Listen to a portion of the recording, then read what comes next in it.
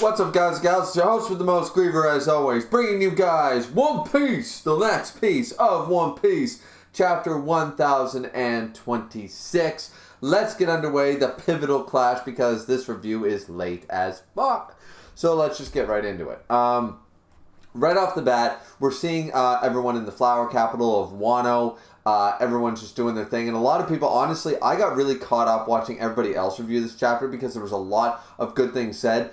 Realistically, I don't know what more to realistically add to this. I can tell you my theories for what I hope's going to happen next, but I think that they've kind of been shot down at this point. But nonetheless, we're seeing the flower capital. We're seeing how Otama got away and everything with speed and everything on a boat and everything.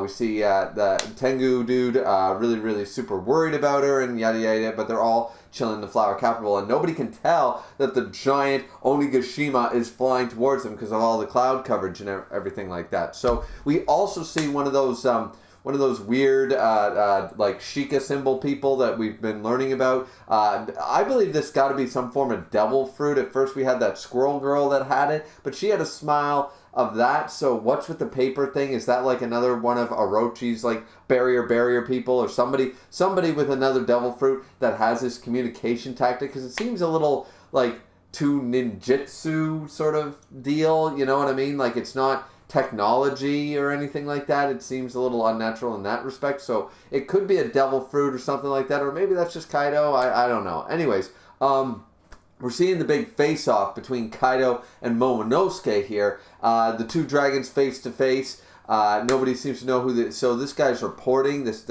one of the reporters is basically reporting the whole thing to the main floor, to the live floor, to all that stuff, and basically saying, "Hey, look, there's Master Kaido and this weird pink dragon. I have no idea what's going on." And Straw Hat Luffy's there and stuff, and Yamato is there and recognizes that this must be Momonosuke. Remembering what Momonosuke said about being bigger and better and badder, just like Kaido. So, but either way, of course, Kaido launches a Boro Breath, right? And this is where Luffy's like, "Yeah, that's that Boro Breath. Momo, you do the same thing." And he's like, "Wait, what? What? A Boro Breath?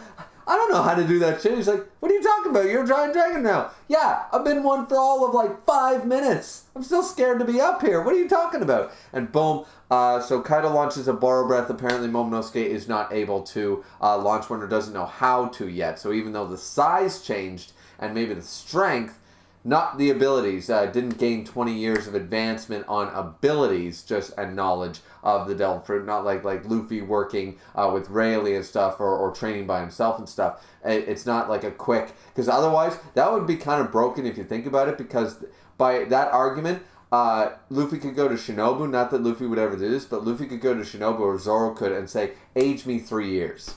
Like, not 20.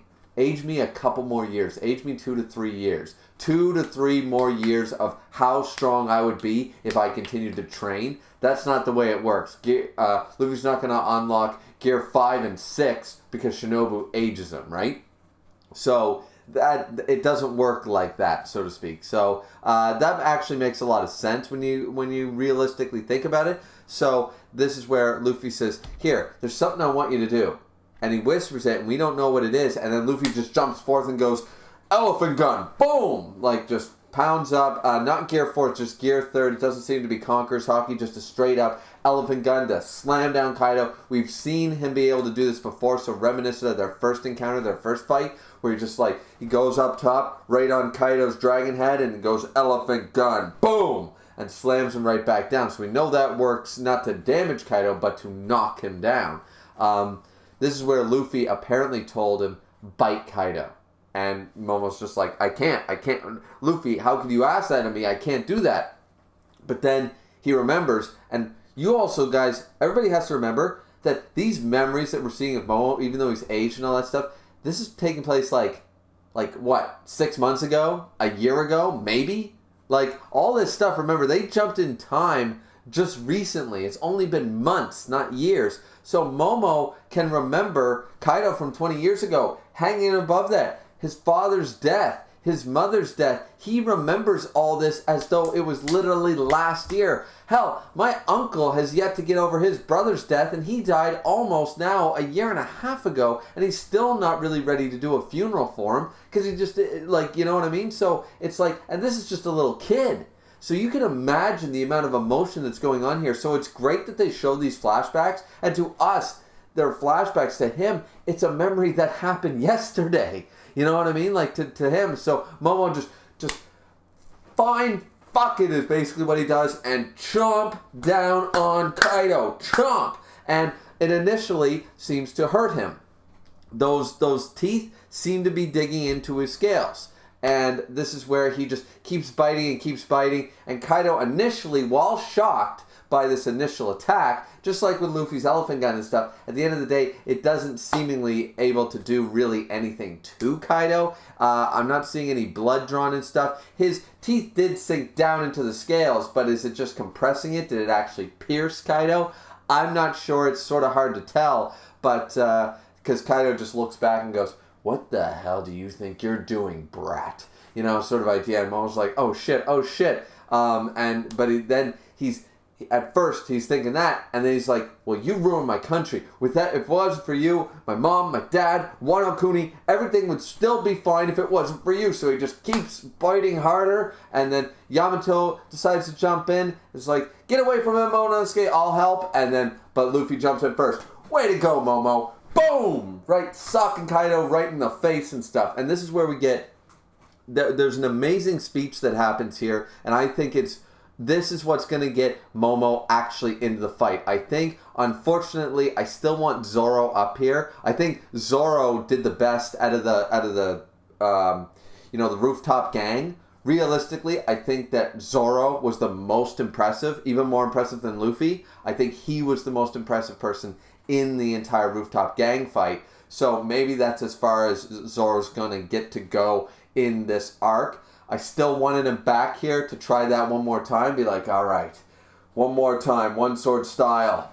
with conquerors, boom, and do it again sort of idea. I wanted to see that and see if he could hurt Kaido. I'm not sure. Some people are saying that the Straw Hats are all going to get up there eventually or something like that. Big Mom's going to be distracted. Kid and Law are going to get back there. I'm not sure exactly. But either way, right now, if it's going to be Momonosuke, Yamato, and Luffy to fight in the final battle against Kaido, which I believe this is the start of. I don't think we're going to get a break from this battle. This battle is the ultimate last bout against Kaido, sort of like Alabasta with Crocodile. This is the final bout against Kaido, and it's do or die at this point.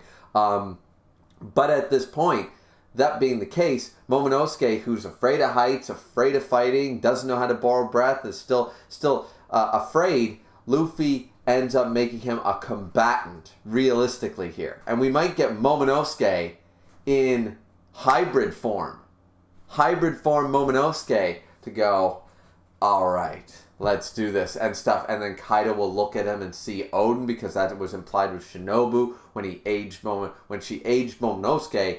It was implied that he looks just like his father. So Kaido will be reeling from that and stuff. That'll be extremely cool. But before we get that and stuff, there's a bunch of shots of Jack and Perospero and stuff. And don't worry about them and stuff, because Inuarashi and Nekomamushi, of course, no longer in Sulong with all the cloud coverage and everything, and it all works out. So don't worry about them. Because at this point, we hear the speech, and it's absolutely fantastic, because he basically says it, and it's a very short-lived speech, but Luffy speaks it so perfectly to Momo and goes, "See, that's a Yonko. That's an Emperor of the Sea. That's a motherfucking dragon. You just bit him. You just attacked a Yonko. The guy with the highest bounty in the goddamn, of all living pirates, he has the highest bounty in the world. Not just the Grand Line, not the New World, the entirety of the One Piece verse. Highest bounty. You just bit him. You just took a bite out of him. What do you have left to be afraid of? Is there anything left for you to be scared of, Momo?" And Yamato recognizes that this was a beautiful fucking thing. And Momo just realizes, yeah, you're right. Then go, you fly. We're going to stop Onigashima and I'm going to defeat Kaido. And it's just like, holy God. And he's just like, you stop Onigashima. You've done your part. I'm going to beat Kaido. And it's just like, I guarantee you I will. And of course the whole crowd is hearing because, once again, the detrimental part of this communication system that Kaido has set up, which I still believe is a devil fruit, of some description, we might not have seen the user yet, has everybody hearing it. And once again, this is detrimental because now all the samurai are like, yeah! And Luffy and Zoro and Sanji are like, yeah! And Big Mom's like, what the hell is he talking about? Kids like, goddamn right you will. And Law's like, what have you been doing till now? Didn't you already beat that guy? You know, so, and a lot of kid fanboys are not going to be too happy because Kid's sort of like giving up the entire vendetta against Kaido to go after Big Mom, and that doesn't make a whole lot of sense. I think King of Lightning was complaining about this a lot in his reaction and stuff, and I can understand why. A lot of people are not happy that Kid is sort of like, yeah, I got faith in Luffy now. It's like, you are literally, if Blackbeard wasn't around, you would be the main antagonist of the worst generation. Like, bar none, you would be the main bad. And it's like, how are you on their side in this? Like, it was something of convenience before, but now, like, what went through Killer and what happened to you and stuff, why, like, I don't know. Like, it does seem kind of odd, and I do admit that. But here's the crazy thing that happens is that, boom, just like Roger and Whitebeard, just like Shanks and Whitebeard, just like Big Mom and Kaido, boom, the heavens split. And Luffy is officially the 5th Emperor of the Sea. He has become Yonko level. Fight me in the comments because nobody else can do this. Nobody else but other Yonko have been shown to split the sky. It's Shanks Whitebeard. I mean, you can argue who can. Maybe a Kainu, maybe Mihawk, that kind of idea. But realistically, the only ones we've seen do this, Yonko and the Pirate King. That's it. I'm sure Rayleigh can do this. I'm sure Mihawk can do this. But that means that Luffy is on their rank. Remember the shadow. Remember the silhouettes. Remember the silhouettes behind Luffy as Kaido got up and went, you think you're on their level. Who did you see? Odin, Rocks, Roger, Whitebeard. Like, you didn't see very Shanks. You didn't see exactly a bunch of fodder. Now, did you? So, what an epic moment. It's going to be my thumbnail if I can make it work. I don't really care. I'm going to make it work somehow. And this, of course, splits the skies wide open. The moon is bright. And Jack and Perospero go down to Odin One Sword style. Feline Frenzy and Canine Cleaver. And boom, boom, boom. They are down for the count with Sue Longform. It's official by the narrator. Perospero is down and out along with Jack the Drought. So all that's realistically left, the Topiroper are down. Perospero's down. We don't know where the rest of the Big Mom Pirates are. All that's left, all that's significantly left, King and Queen, Kaido, and Big Mom. That's it. 4 realistic threats left to take down. 4 threats. 4 fights. Actually, technically, 3 fights. 3 fights because, of course, Zoro and Sanji are fighting King and Queen simultaneously. So, that's the end of that. The end part of the chapter does something that we don't really care about. It's Orochi. Orochi's still kicking around. He's still like, Jack defeated. What am I supposed to do? I guess it doesn't matter, but what am I supposed to do? So, I don't think Orochi can actually do anything at this point. Yeah, he's got a mythical zone, but what's he really realistically going to do? If he shows himself, everyone's just going to go, boom, and facepalm him down to the ground. Like, he can't do anything. The Scabbards defeated him. Kaido defeated him. What's it going to take at this point? Tom is probably going to walk up and slap him across the face or something and be like, get the fuck out of Wano, you know? So, or maybe Momonosuke, because remember, Momonosuke, at first, I forgot about this, but it seems like Luffy basically tried to quell his fear and be like, you helped defeat Kaido. Now you use your dragon form to stop Onigashima.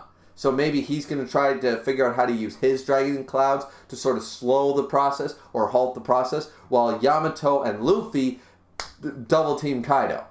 Right? Like, that's the best way that we can see this happen. But yeah, with Perospero and Jack down, Next chapter, we'll probably jump to the King, Queen, Sanji, Zoro fight. That'll be really cool. I still want Zoro to get one last hit in on Kaido. I don't think it's going to happen anymore. That's just what I want.